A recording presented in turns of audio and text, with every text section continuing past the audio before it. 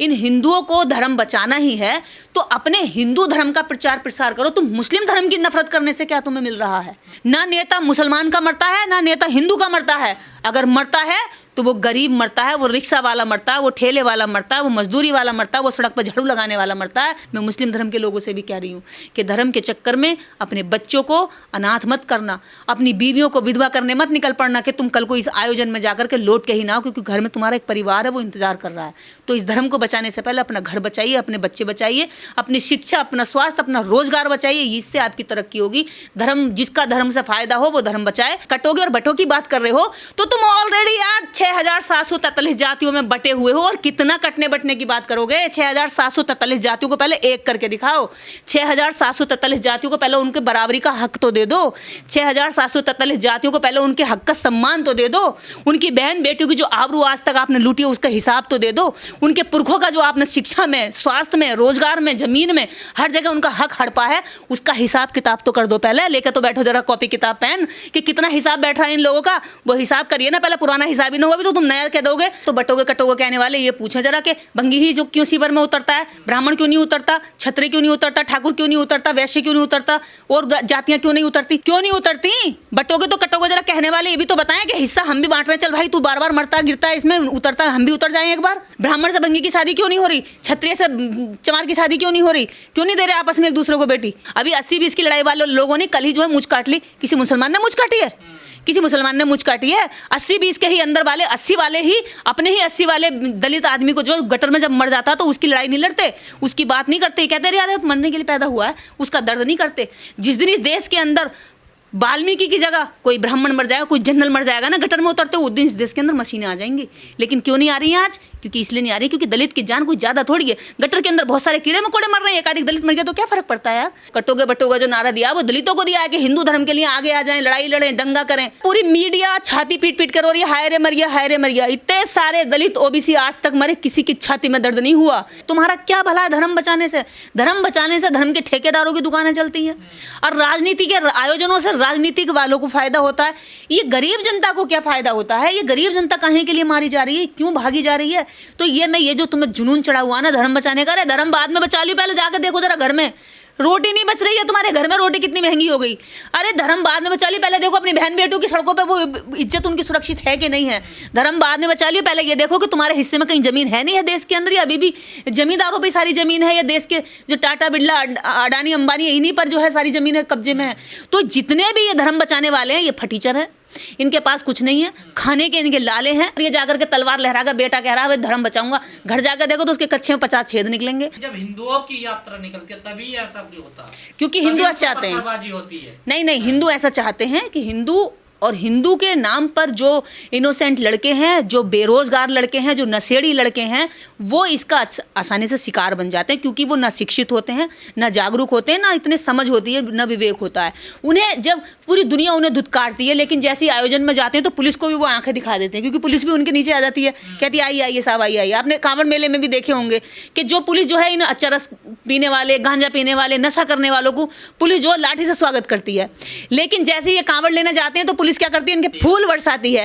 तो उनको मजा आता है। जिन लोगों की कतई वैल्यू नहीं, इज्जत नहीं देश के अंदर, उनको कोई पूछे भी नहीं, और बाद में जिस पुलिस से वो डर के भागते थे उसी पुलिस के सामने सीना चौड़ा करके खड़े होते हैं। तो इसलिए ऐसे आयोजनों में, ऐसे ट्रैप में ये लोग इसलिए फंसते हैं क्योंकि इनका अपना कोई अस्तित्व न इनकी शिक्षा पर सरकार। ये लगता है ना मुसलमान पत्थर मारते हैं हमारे ऊपर। देखिए इस देश के अंदर आज तक अम्बेडकरवादी पे किसी मुसलमान ने पत्थर नहीं मारा, बौद्धिस्ट रैलियां निकलती उस पर किसी मुस्लिम ने पत्थर नहीं मारा, जैनियों की निकलती उस पर किसी मुस्लिम ने पत्थर नहीं मारा, ठीक है, सिखों की निकलती हैं उस पर किसी ने पत्थर नहीं मारा। मैं ये कहती हूँ अगर वास्तव में इन हिंदुओं को धर्म बचाना ही है तो अपने हिंदू धर्म का प्रचार प्रसार करो। तुम मुस्लिम धर्म की नफरत करने से क्या तुम्हें मिल रहा है?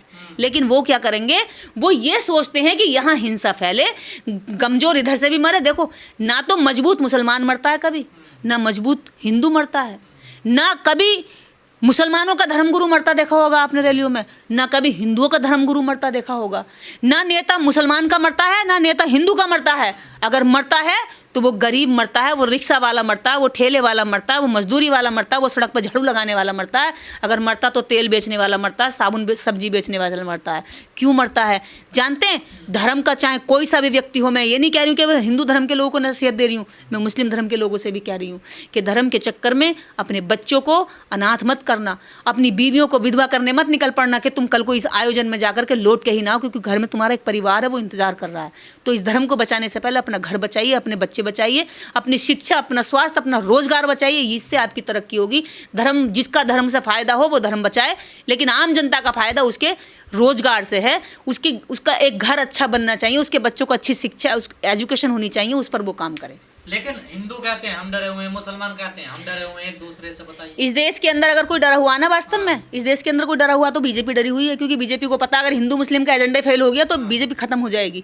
अगर वास्तव में इस देश के अंदर कोई डरा हुआ है तो बीजेपी के वो नेता डरे हुए हैं जिनका हिंदू मुस्लिम का जो एजेंडा है वो सफल नहीं हो रहा, दंगे नहीं हो रहे लोगों ने, और खासकर इस देश के अंदर आज दंगे नहीं हो रहे तो इसके पीछे सबसे बड़ा जो हाथ है वो सोशल मीडिया का है, अम्बेडकरवादियों का है, बौद्धिस्टों का, जो आम जनता को लगातार उनके दिमाग में भरे हुए कचरे को साफ कर रहे हैं कि नहीं झगड़ा नहीं करना, प्यार से रहना, शांति से रहना, ये देश हमारा, यहाँ लड़ाई नहीं करनी है।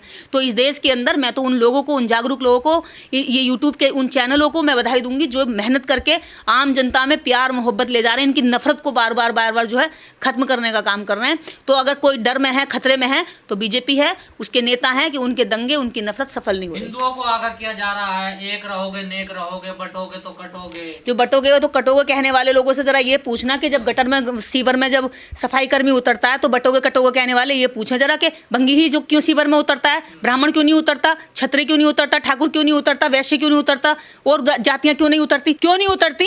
बटोगे तो कटोगे जरा कहने वाले ये भी तो बताएं कि हिस्सा हम भी बांट रहे हैं, चल भाई तू बार बार मरता गिरता है इसमें उतरता, हम भी उतर जाएं एक बार। ब्राह्मण से भंगी की शादी क्यों नहीं हो रही, क्षत्रिय से चमार की शादी क्यों नहीं हो रही, क्यों नहीं दे रहे आपस में एक दूसरे को बेटी, क्यों नहीं हो रहा है? 80-20 की लड़ाई बताई जाती है। काय की 80-20 की लड़ाई है? अगर 80-20 की वास्तव में लड़ाई है तो इन 80 के अंदर जो जितने जो भेदभाव है ये पहले खत्म करें। अभी 80-20 की लड़ाई वाले लोगों ने कल ही जो है मुझ काट ली, किसी मुसलमान ने मुझ काटी है, किसी मुसलमान ने मुझ काटी है? 80-20 के ही अंदर वाले 80 वाले ही अपने ही 80 वाले दलित आदमी को जो गटर में जब मर जाता तो उसकी लड़ाई नहीं लड़ते, उसकी बात नहीं करते, कहते रहे यार मरने के लिए पैदा हुआ है, उसका दर्द नहीं करते। जिस दिन इस देश के अंदर वाल्मीकि की जगह कोई ब्राह्मण मर जाएगा, कोई जनरल मर जाएगा ना गटर में उतरते, उस दिन इस देश के अंदर मशीनें आ जाएंगी। लेकिन क्यों नहीं आ रही हैं आज? क्योंकि इसलिए नहीं आ रही क्योंकि दलित की जान कोई ज़्यादा थोड़ी है। गटर के अंदर बहुत सारे कीड़े मकोड़े मर रहे हैं, एकाधिक दलित मर गया तो क्या फ़र्क पड़ता है यार?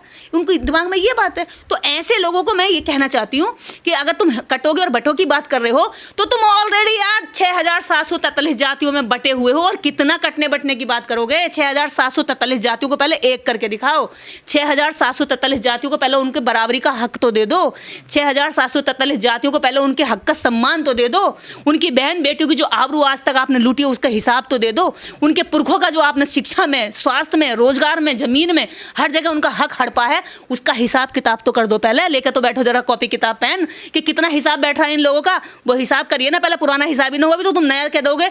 और नई राजनीति में अगर तुम कह रहे हो कटोगे बटोगे तो कटोगे बटोगे कहने वाले ये जरा ये बताएं कि इस उत्तर प्रदेश के अंदर ये नारे लग रहे हैं, उत्तर प्रदेश में ये नारे स्लोगन जो बड़े बड़े होर्डिंग पर चिपकाए जा रहे हैं, तो महाराष्ट्र में पहुंच गए, पोस्टर लग रहे हैं। तो मैं उनसे ये पूछना चाहती हूँ कि यूपी की बात कर लेते हैं पहले कि यूपी के अंदर जो हमारे मुख्यमंत्री जी हैं उन्होंने कैबिनेट में कितने मंत्री रखे हुए हैं ऐसे जो दलित हैं, जो वाल्मीकि हैं, जो चमार हैं, जो धोबी हैं, कुमार हैं? उन्हीं का ना, मैं उन्हीं से सवाल कर रही हूँ कि बताइए ना, तो आपने बांटा तो क्यों?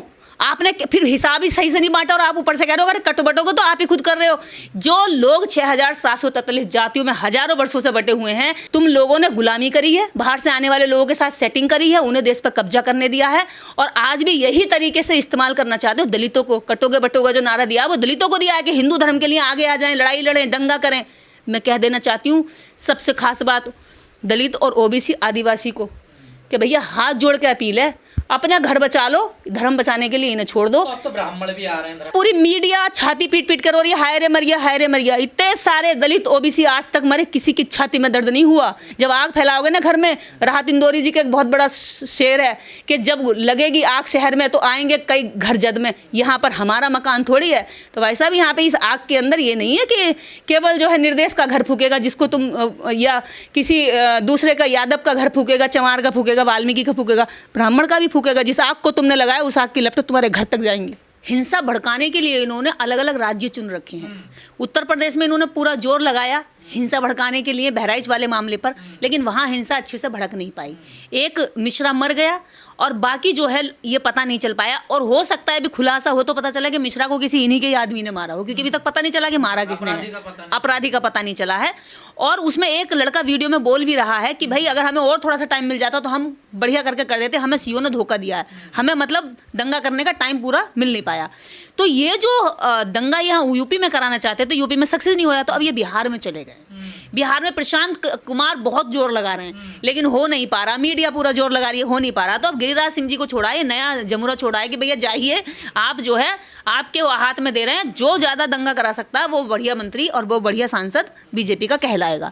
तो गिरिराज सिंह जी कोशिश कर रहे हैं कि कोई एक चांटा मारे तो 100 चांटा मारो, कोई एक हाथ लगाए तो हाथ 10 तोड़ो। तो ये सब हिंसा करने के लिए उकसाया जा रहा है। पर मोदी जी तो कहते हैं सबका साथ, सबका विकास, सबका विश्वास, तो यहाँ कहाँ गए सब? अगर ऐसी बात है, क्यों कार्रवाई नहीं करते वो? अगर ऐसी बात है सबका साथ सबका विकास, तो बताइए कैबिनेट में कितने दलित मंत्री हैं, कितने दलित मंत्री हैं, कितने ओबीसी मंत्री हैं? इस देश के अंदर जो गवर्नर है वो कितने हैं? अगर सबका साथ सबका विकास है तो मोदी जी के कहने से आप मान गए? मोदी जी तो कहते थे 15 लाख लाऊंगा, मोदी जी तो कहते थे 2 करोड़ रोजगार दिया जाएगा। मंचों से ऐसे भड़काऊ भाषण तो दिए जाएंगे, देश को ऐसे जलाया जाएगा, नफरत मंचों से भड़काऊ भाषण देने वाले नेताओं को पकड़ो, इनसे पूछो कि इन दंगों में तुम्हारा लड़का कहाँ होगा भैया, तुम्हारी लड़की हमारे साथ जाएगी क्या इन रैलियों में, तुम्हारा बेटा बेटी हमारे साथ जाएगा क्या? भैया देखो गिरिराज सिंह तुम्हें भड़का देगा, 1 मारो 4 मारो, लेकिन अपने लड़के को भेज रहा है विलायत पढ़ने के लिए, कल ही बैग पैक करके भेजा होगा, उसका बेटा वहीं से देख रहा होगा, दंगे मजे ले रहा होगा। उनके लिए तुम एंटरटेनमेंट हो और कुछ भी नहीं हो, और नेताओं के लिए तुम केवल वोटर हो, और वोट की तरह तुम्हें ऐसा इस्तेमाल करते हैं कि चाहे तुम आपस में तुम्हें मरवाना पड़े, चाहे लड़वाना पड़े, चाहे दंगे कराना पड़े, चाहे तुम्हारी संपत्तियों का नुकसान कराना पड़े। तो ये बात तो जनता को समझ लेनी चाहिए कि ऐसे भड़काऊ नेताओं को मंचों से उतार कर खींचें और पूछें कि जब हम ऐसा करने जाएंगे तो तुम्हारा बेटा बेटी हमारे साथ जाएगा क्या? जब ये आयोजन होंगे, इन आयोजनों में तुम्हारी बीबी भी हमारे साथ जाएगी क्या? तुम भी हमारे साथ सड़कों पर उतरोगे क्या? नहीं उतरेंगे। चमक धमक वाला ऊंचा सा प्लेटफॉर्म एक बना होगा तुम्हारा मंच, और उस मंच पे भाषण देंगे, और मंच के पीछे की तरफ से जो है अपने प्राइवेट जेट में चढ़ के उड़ जाएंगे। लगातार पिछले 2-3 महीने से लगातार बयान दिए जा रहे हैं, महाराष्ट्र से शुरू होते हैं यहाँ तक ये बिहार यूपी में, तो आपने देख लिया बहराइच में क्या हुआ। क्या कोई बड़े षड्यंत्र के पीछे चल रहे, बड़ी साजिश रची जा रही है? देखिए देश में ना बड़ा दंगा कराने का पूरा प्लान हो रहा है, लेकिन सफल नहीं हो पा रहा। नूह अभी जब बिट्टू बजरंगी के बाद में थाना पुलिस हो गया और जेल चला गया, उसके बाद में उसकी बहन को खुद हिंदू छेड़ रहे, उसकी खुद जमानत नहीं करा रहे, तो बिट्टू बजरंगी रो रो के कह रहा जी भैया हिंदुत्व के चक्कर में मत आना। उससे पहले एक और था चौधरी यहीं का, उसने भी बाद में कहा जी मैं तो गलती से फंस गई हिंदूवाद के चक्कर में, मेरा इससे कोई लेने देने नहीं था, मुझे तो जो है जोश जोश में इस सब करवा दिया। तो ऐसे जोश जोश में ऐसे जोशीले लड़कों को, युवाओं को जिन्हें नौकरी की जरूरत है, उन्हें नौकरी नहीं दे रहे हैं, उनके हाथ में दंगे दे रहे हैं, तलवारें दे रहे हैं, तमंचे दे रहे हैं, असला दे रहे हैं, बारूद दे रहे हैं, इलीगल ऐसे वेपन्स दे करके इन्हें दंगा कराया जा रहा है। पुलिस से पूरा प्रोटेक्शन लिवाया जा रहा है। पुलिस उसकी होती है जिसकी सरकार होती है। तो ऐसे बयानों से हिंदू धर्म मजबूत होगा? ऐसे बयानों से तो हिंदू धर्म गिर रहा है, ऐसे बयानों से ही इस धर्म की पोल खुलती जा रही है, ऐसे बयानों की वजह से ही जो इस धर्म के अंदर थे ना लोग, वो लोग निकलते चले जा रहे हैं। क्या है वो? क्योंकि 2 वक्त की हर कोई रोटी सुकून से खाना चाहता है भैया, और जब 2 वक्त की रोटी सुकून से किसी धर्म में नहीं है, तो उस धर्म के अंदर भी लोगों को रहने की कोई ऐसी खास जरूरत नहीं है।